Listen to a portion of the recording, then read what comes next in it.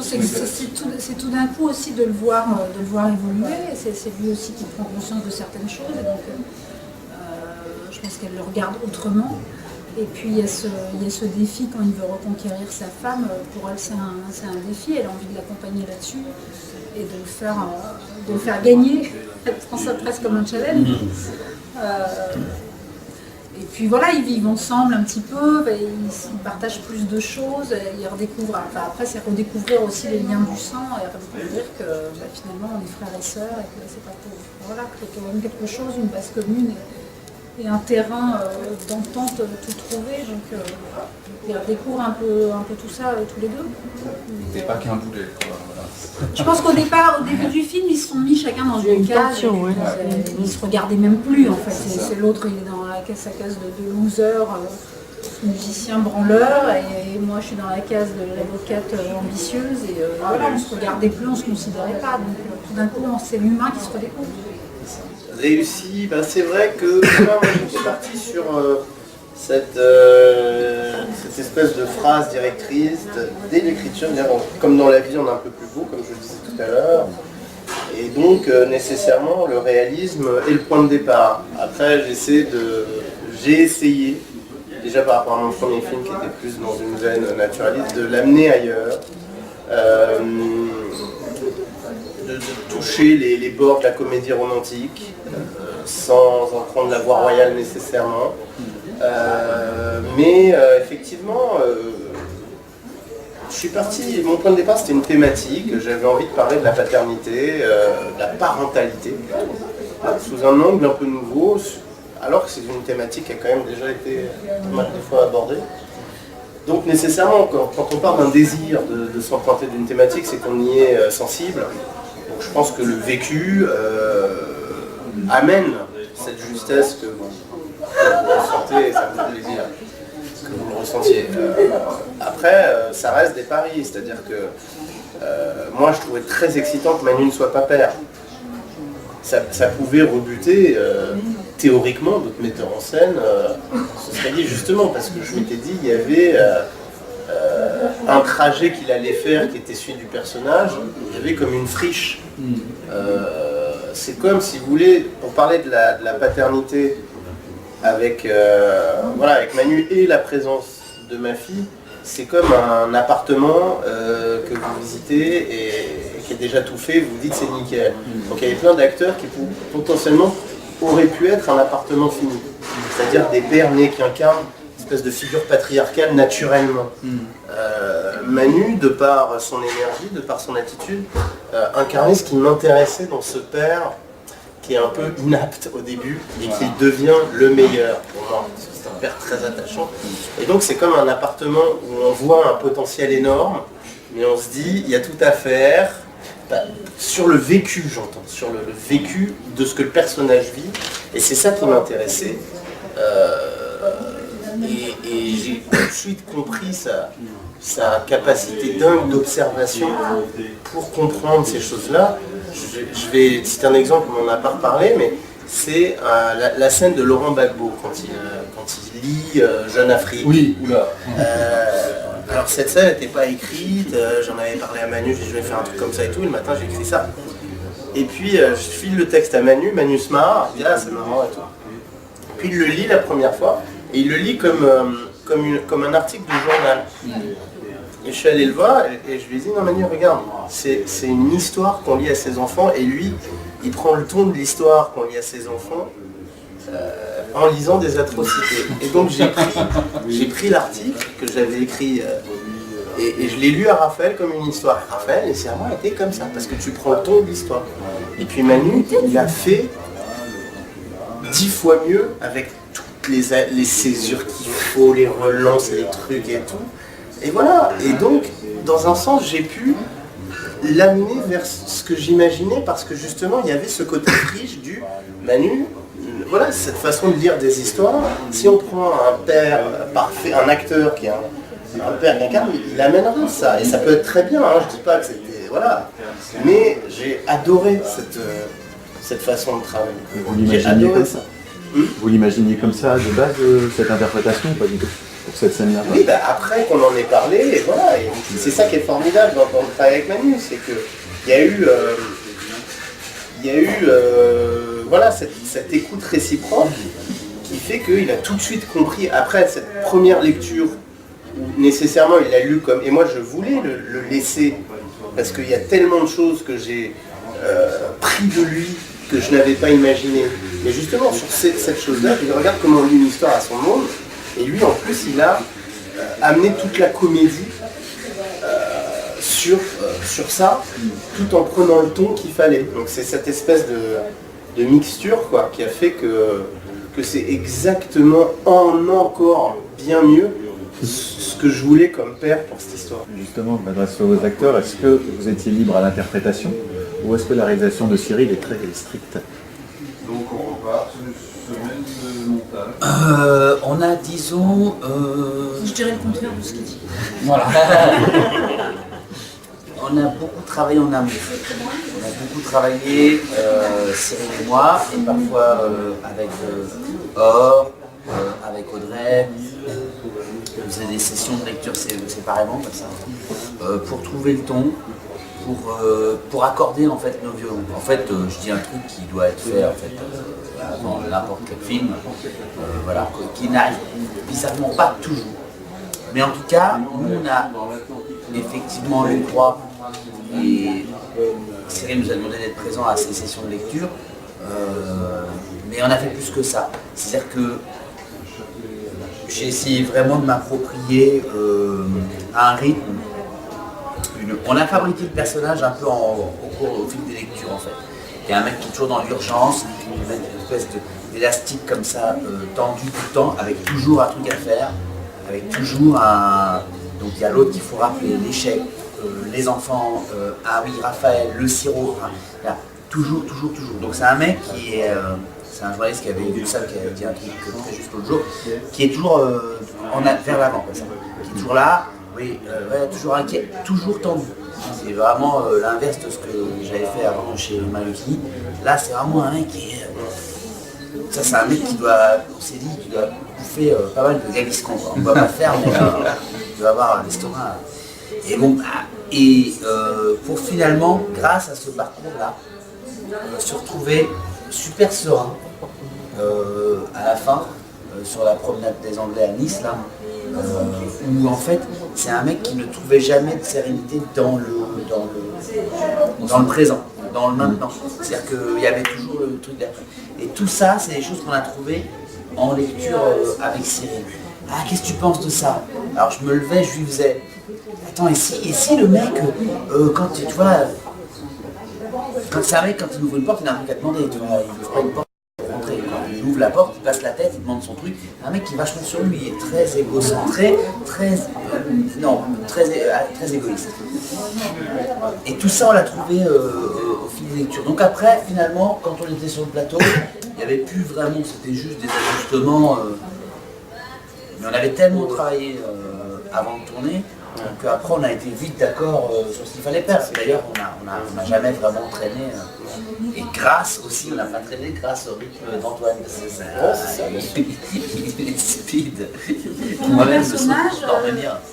Pour mon personnage, oui, Cyril m'a pas mal parlé du rapport frère-sœur, de la tendresse qu'ils ont malgré tout l'un vers l'autre. Mais c'est un personnage, c'est une femme assez affranchie parce qu'elle a un gamin ivoirien, mais elle décide de l'enlever, de faire apprendre le yiddish et de faire du violon. Elle parle comme un charretier au match de foot, il n'y a pas tout, machin, religieux là. Donc elle est assez libre, elle trace son chemin sans amphi de toutes les règles. Et ouais, voilà, et on a vraiment parlé de tout ça. Beaucoup de travail hors caméra en fait. Ouais, fait de discussion en fait. Mais après sur le plateau, c'était assez cool. C'était assez cool sur le plateau, je pense, parce qu'on a beaucoup discuté en amont, effectivement. C'est des rencontres en fait pour tout le monde. Antoine part de chez lui et finit par rencontrer ses enfants. Antoine part de chez lui et finit par rencontrer sa sœur. Sa sœur rencontre l'amour au cours de l'histoire. Audrey, le personnage d'Audrey Lamy, rencontre ce mec. et rencontre ensuite un nouvel Antoine. L'Antoine modifié, l'Antoine dont elle rêvait au début en fait. Oui, c'est-à-dire que le respect entre ton personnage et celui d'Audrey est retrouvé à la fin. Ouais, il y a un exactement. truc d'admiration et de respect qu'ils avaient quand ils sont Ça rentrés. est perdu. Ouais. Au mieux à Moi, la je pense que le personnage d'Antoine, déjà pour moi, c'est pas une fin triste, c'est une fin mélancolique parce que ça termine. Non, mais je parle pas de ce que tu dis, tu vois. Mais c'est une fin où effectivement ils se remettent pas ensemble, mais ce personnage n'aurait jamais rencontré ses filles s'il s'était pas barré de chez lui. Donc, et il serait sûrement beaucoup plus triste à la fin. Attention au spoiler quand même les enfants. Oui. Parce que là on est en train de tout balancer. Non. Mais non, le truc c'est que nécessairement ce mec ça lui a sauvé la vie quoi, de faire ce qu'il a fait, même si nécessairement il y a laissé des plumes. Quoi. Mais ça lui a sauvé la vie. Oui, on a adapté assez librement le roman de Xavier en gardant la sève, qui était ce pitch que je trouvais formidable, qui était, voilà, Xavier en parlait comme l'histoire d'un mec qui a eu, c'est d'ailleurs ce que je disais tout à l'heure, un mec qui a eu besoin de se retrouver en dehors du noyau familial pour faire la rencontre de ses enfants qui étaient incapables d'être pères à l'intérieur du noyau familial. Voilà, je trouvais qu'il y avait, par rapport à une thématique qui m'intéressait et un point d'accroche que je ne trouvais pas, là, de quoi être singulier, de quoi parler des nouveaux pères, de quoi avoir ce trajet dont vous parliez, avec quelqu'un voilà, qui est profondément différent à l'arrivée de ce qu'il était au départ, donc une possibilité de caractériser. Et voilà, et moi j'y ai amené mon expérience, ma sensibilité, un ton que j'espérais de comédie un peu douce amère, avec des ruptures de ton, de se surprendre, de rire après avoir été ému et de se surprendre d'être ému après avoir ri. Voilà, c'était une ambition que j'avais dès le départ à l'écriture. Je voulais essayer ça, des choses qui peuvent me fasciner dans certains films. Je sais pas, de Nanni Moretti par exemple, cette capacité qu'il a à me faire marrer, puis d'un coup je chiale, alors je viens de rire bêtement. Et puis j'aimais ça, quoi. Enfin, c'était un vrai pari, autant à l'écriture que après sur le plateau, on en a beaucoup parlé, au montage aussi, de trouver cet équilibre, cette ligne tendue entre le rire et l'émotion et la narration. Puis voilà, moi je me mettais un peu des gros paris parce que c'est très casse-gueule, on peut très facilement être trop distancié ou être trop émotionnel, et puis je voulais garder ça. C'était, voilà, parce que moi j'ai besoin de me challenger moi-même, quoi, sur des enjeux qui sont pas clairs, qui sont pas faciles. Et donc je me suis un petit peu mis hors de ma zone de sécurité sur ça.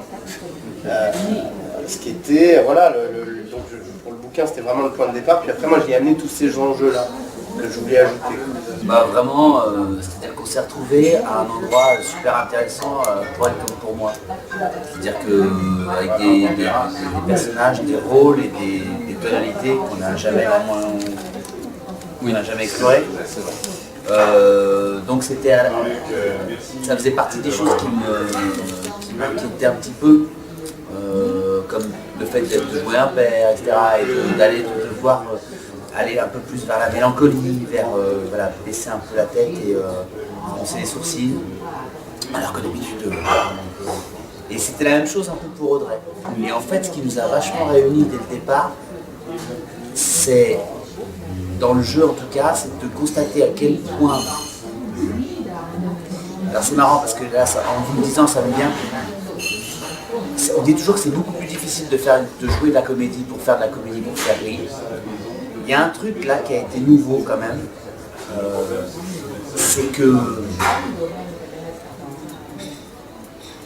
à quel point, c'est quand tu fais marrer, quand tu fais le clown, tu rentres pas forcément avec le personnage chez toi. Tu fabriques de manière tout à fait sciemment quelque chose, un événement, par exemple pour ça, qui va faire rire. Donc ça n'influe pas sur ma soirée, quand je reviens Manu et que je dis salut, bisous. En revanche, là, je me suis rendu compte avec Audrey, très vite, on s'en est parlé le lendemain en fait, que toutes ces scènes d'engueulade qu'on a eu à tourner, elle et moi, qui ont été concentrées sur 2 jours, nous ont bouleversé nos journées et nos soirées. C'est-à-dire que là, pour le coup, tu rentres chez toi avec cette humeur super toxique, super néfaste. Tu sais, quand tu es en colère, tu t'en veux parce que tu te dis putain, pourquoi je suis comme ça? Pourquoi je suis comme ça? Et qu'on va au clash, on va à l'engueulade et c'est un peu de ta faute. Tu vois, ça quand tu fais ça? Et tu sais au fond de toi que c'est un peu de ta faute et tu te dis putain, je suis con, je suis en train d'être vraiment con là. Et ben, le lendemain de ce premier jour-là, d'engueulade, je l'attends comme ça au maquillage. Elle arrive et je lui dis, vous êtes engueulé hier soir? Elle me dit, ah, on va pas savoir. On s'est foutu sur la gueule, on va pas savoir. Je dis putain, nous aussi. Mais en fait, c'est de notre faute. On s'est ramené le Antoine et la Alice à la maison et l'autre, elle a rien demandé, la pauvre. Comme le sien, il avait rien demandé. et ça a été un truc. Donc en fait, je vous jure, c'était dingue. Et donc le deuxième soir, avant de rentrer chez nous, on est allés tous les deux boire des coups, tu vois, genre là au café, pour redescendre, C'est comme ça que les acteurs évacuer deviennent des choses. C'est comme ça que les acteurs deviennent alcoolos. Et se dire, bon, c'est fini, on s'adore, nous, il n'y a pas de problème, on ne veut pas vivre ça, parce que tu rentres aussi avec l'angoisse de faire vivre à ta vraie vie ce que ton personnage est en train de vivre. Et ça, mon pote, c'est pas agréable du tout, surtout quand ça se passe bien à la maison, à ce moment-là, tu vois. Voilà, encore une fois.